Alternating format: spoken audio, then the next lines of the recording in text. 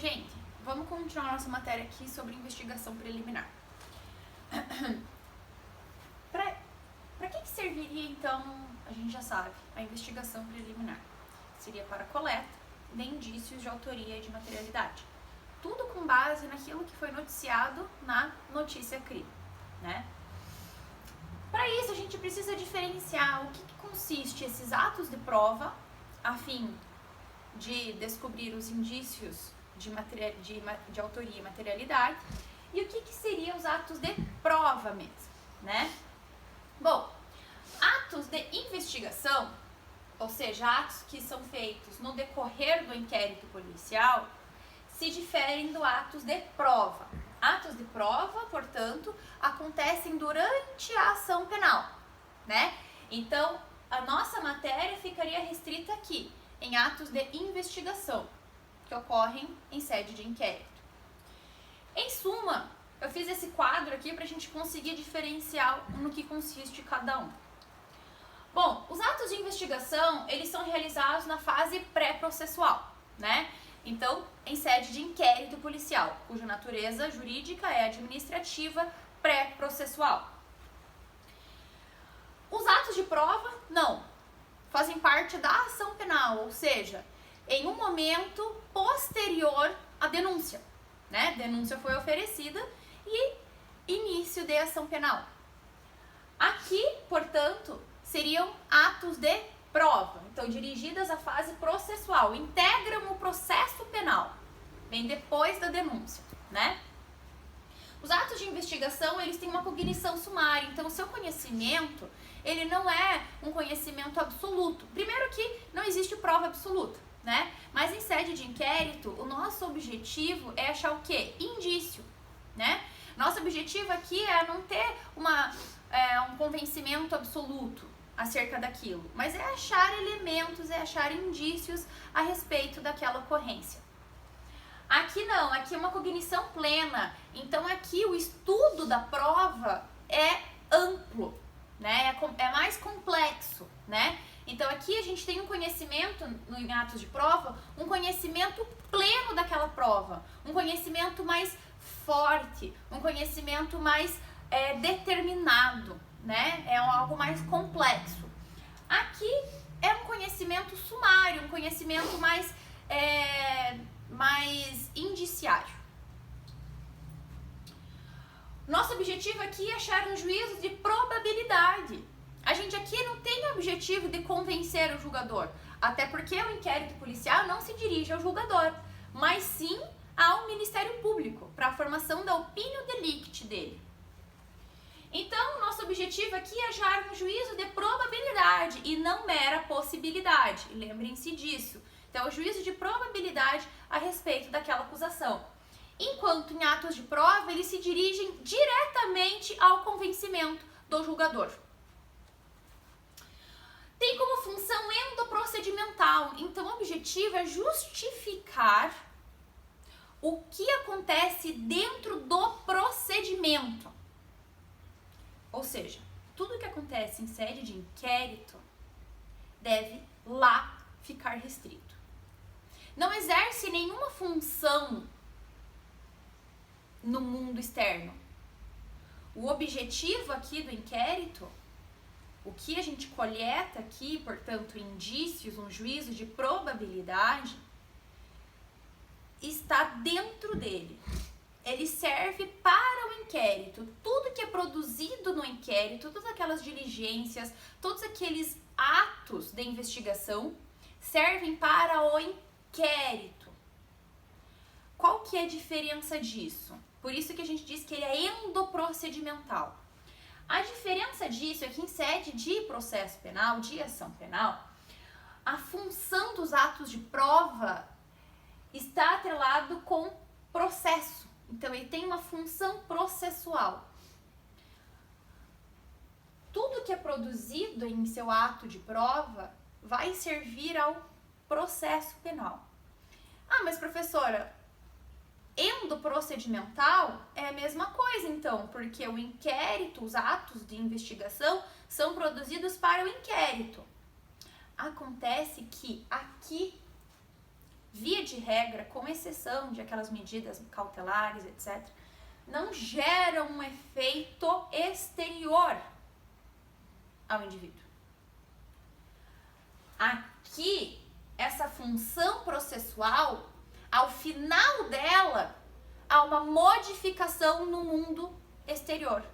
Ou seja, ato de prova tem como consequência gerar algo na realidade. Enquanto atos de investigação se restringem ao inquérito, não geram uma interferência na realidade, na situação. Em termos bem práticos, qual que seria a diferença? Aqui a gente pode condenar o sujeito e modificar a vida exterior dele, porque a gente tem um juízo aqui a ser feito. Nós temos a análise de uma eventual culpa, nós temos uma análise a respeito da ocorrência delitiva ou não. Até porque aqui nós temos uma cognição plena das provas. Enquanto aqui a gente tem apenas uma cognição sumária. A gente não gera uma consequência relevante na realidade, na situação fática, na vida cotidiana.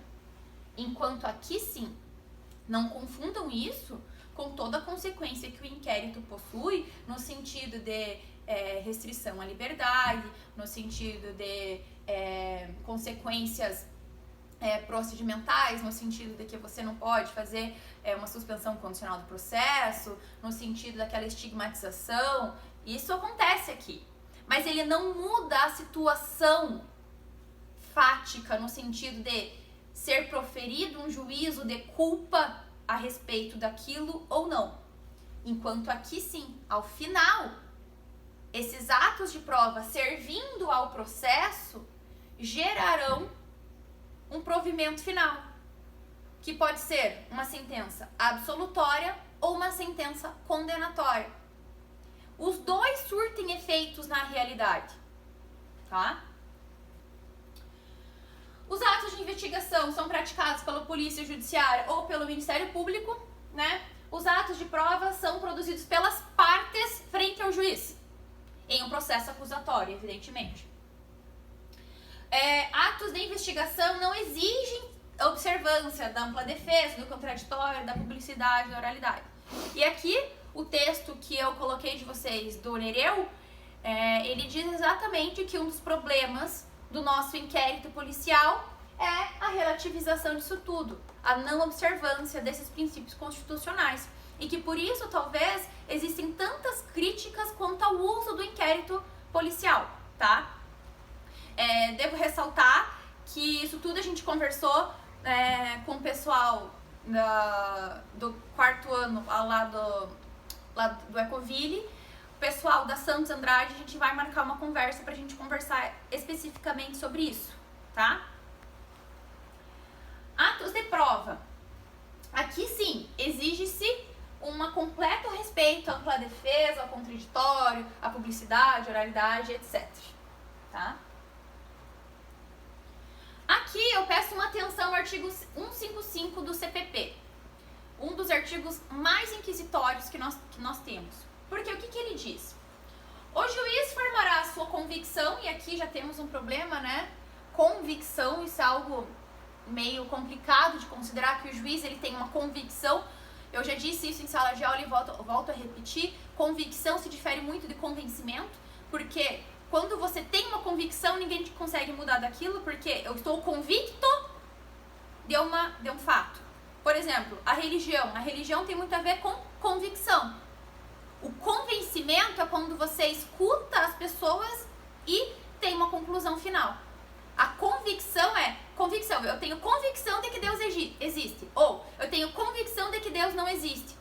Isso aqui são situações em que existem em você, digamos assim, são dogmas que existem em você e que dificilmente alguém vai conseguir modificar aquilo interno seu, né? Então isso é um problema quando a gente diz que o juiz possui convicção, porque isso estaria muito atrelado à sua própria ideologia pessoal, né? Ou no que tange ao processo penal, estaria já pré-determinado alguma concepção sua, né? Então, ele formará a sua convicção pela livre apreciação de prova produzida em contraditório judicial, não podendo fundamentar sua decisão exclusivamente nos elementos informativos escolhidos na investigação, ressalvadas as provas cautelares, não repetíveis e antecipadas. A gente precisa desmembrar esse artigo, tá? Primeira parte, já conversando a respeito da convicção, bem arcaico esse termo, né? Meio que totalitário esse termo.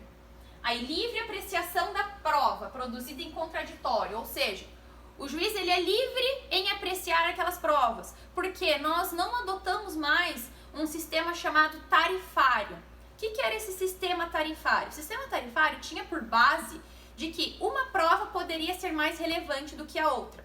Nós utilizamos o sistema libertário, ou seja, o juiz ele é livre na apreciação da prova. Nenhuma prova é mais importante do que outra. Por exemplo, no período inquisitorial, a confissão era a rainha das provas. Então, se alguém confessasse, aquilo com certeza já era dito como uma verdade. Hoje em dia, a gente não pode mais considerar isso. A gente não pode mais considerar, por exemplo, que uma confissão ela é plena, ela é absoluta. Inclusive, porque a gente sabe que para uma confissão, diversos instrumentos ilegais podem ser utilizados, inclusive a tortura, né? E a tortura, ela nem sempre é aquela escancarada. Às vezes a tortura, ela é aquela que ocorre embaixo dos panos. Às vezes é você exigir que alguém te diga alguma coisa para que seja interessante ao processo penal. Em contrapartida, você acaba utilizando de medidas cautelares, por exemplo, você acaba fazendo buscas e apreensões na casa dos familiares daquele acusado para coagi-lo a fazer determinado depoimento. Então a gente sabe que isso é possível e por isso o legislador não considera que uma prova é mais importante do que outra. Inclusive as perícias, né? Aqueles laudos periciais não são absolutos. O juiz ele é livre para considerar que aquele laudo não pode ser usado, tá? Ele é livre, inclusive, para nomear um terceiro, né? Um outro perito para que avalie aquele laudo pericial quando ele ficar meio contraditório, meio dúbio, etc. Então, exatamente o que essa parte aqui está dizendo, a livre apreciação da prova, quer dizer que o juiz ele não precisa, ele não é obrigado a considerar uma prova a mais do que outra, e sim o conjunto probatório. O ideal é que sempre, para que tenhamos um provimento final, para que a gente chegue a uma conclusão no processo penal, é necessário que não apenas uma prova diga a respeito da culpa daquele sujeito, mas sim que todo o conjunto probatório, todos os elementos conduzam àquela conclusão, tá? Em contraditório judicial, ou seja, o juiz não pode se utilizar apenas do que aquilo foi colhido em inquérito. Então, apenas aquilo que foi obtido em contraditório judicial, lá na audiência, etc, etc, em que você pôde ali interpor perguntas, em que você pôde fazer todos os questionamentos possíveis, arrolar as provas que você ache necessárias, somente assim é que ele pode ter um veredito, né? Não podendo fundamentar sua decisão exclusivamente nos elementos colhidos em investigação. Muito inteligentemente e cheio de malícia, me lembrou aquela música do... Não é Raça Negra? É Raça Negra? Cheia de malícia... Manias. Ai, que mico. Foi péssimo. Desculpa, se eu não tivesse o cameraman eu ia cantar. Cheia de malícia. Não sei por que essa música veio na minha cabeça. Enfim, vamos lá. Exclusivamente. Então, cheia dessas malícias, o legislador colocou esse termo, exclusivamente. Ou seja, ele pode usar. A conclusão que a gente traz é que ele pode usar o que foi colhido em inquérito. Só que não pode ser apenas o que foi colhido em inquérito. Essa é a conclusão que a gente traz, né? Então, um dos problemas também de nós termos o inquérito policial junto aos autos é isso. Porque, às vezes, de nada adianta um juiz de garantias... Veja, o juiz de garantias é um passo maravilhoso para um sistema acusatório. Mas ainda falta algum caminho. Por quê? Porque, imagine, de nada adianta trocar o juiz para que ele não tenha... para que não seja o mesmo juiz que teve contato ali com aquelas provas prematuras, com aqueles elementos de investigação prematuros, melhor dizendo, e tenha o veredito final. Por mais que a gente diga que é necessário trocar esses juízes, o juiz aqui que vai cuidar da instrução e que vai julgar o caso, ele tem ali, junto com a denúncia, um calhamaço de documentos feitos durante o inquérito policial. É óbvio que ele vai dar uma olhadinha, né? Então, às vezes, de nada adianta a gente mudar o juiz, embora seja um passo muito importante, e eu sou totalmente favorável, mas não é suficiente, porque o inquérito, ele tá junto ali. Então, talvez fosse interessante que o inquérito não estivesse juntado com a denúncia, né? Porque é óbvio que o juiz que vai julgar o caso, ele tá ali com aquele monte de documento do inquérito policial. Ele pode muito bem dar uma olhadinha ali, e com certeza ele olha, pode dar muito bem uma olhadinha ali pra ver, pra colher ali algum elemento, alguma informação. Então, ou seja, o que esse dispositivo faz? Possibilita que o juiz use o inquérito policial. Só que ele não pode usar somente. Exemplo prático. Eu, Maria Augusta, sou acusada de um determinado delito. Fiz um depoimento perante a delegacia. Esse depoimento, para que possa ser usado em eventual condenação, preciso ser convalidado em audiência. Ou seja, eu preciso ser ouvida de novo em audiência sob contraditório judicial. Porque senão eu não posso apenas usar aquilo que foi feito em sede de inquérito. Mas o legislador foi ainda mais malicioso e trouxe algumas possibilidades em que o que foi colhido em inquérito pode ser usado diretamente na ação penal, no veredito final, ainda que eu não tenha sido produzido em contraditório judicial. Ou seja, pode acontecer que há um elemento de prova, um elemento informativo feito em inquérito policial vá diretamente influenciar na condenação de um sujeito ou em uma absolvição do sujeito. Quando houver uma prova cautelar, não repetíveis ou antecipadas.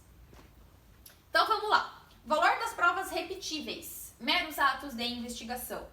A gente sabe que o inquérito é um procedimento adstrito a produzir atos de investigação e não atos de prova. Por quê? Porque o objetivo dele é a formação da opinio delicti. Não é a formação do convencimento do julgador, e sim a opinio delicti de quem? Do Ministério Público, né? Ou seja, a sua carga de conhecimento, a sua carga teleológica, ela está direcionada a possibilitar que a acusação exerça, que aquela acusação, ou seja, aquela notícia-crime, exerça ou não uma influência na ação penal, né? Para isso é necessário que a gente repita as provas em juízo, né? Então, por exemplo, aquelas declarações que eu fiz em sede de inquérito, para que elas possam ser utilizadas no juízo de valor do magistrado, precisa ser repetida em sede de inquérito. Mas, no que tange as provas não repetíveis, ou seja, aquelas que vão influenciar diretamente o convencimento do julgador, nós temos, por exemplo, a produção antecipada de provas, né? E o que vem a ser isso? Opa. Aqui. E o que vem a ser isso? Veja, o legislador colocou provas cautelares, não repetíveis e antecipadas. As provas cautelares seriam aquelas provas urgentes. Eita. Dá uma travadinha aí que eu já volto.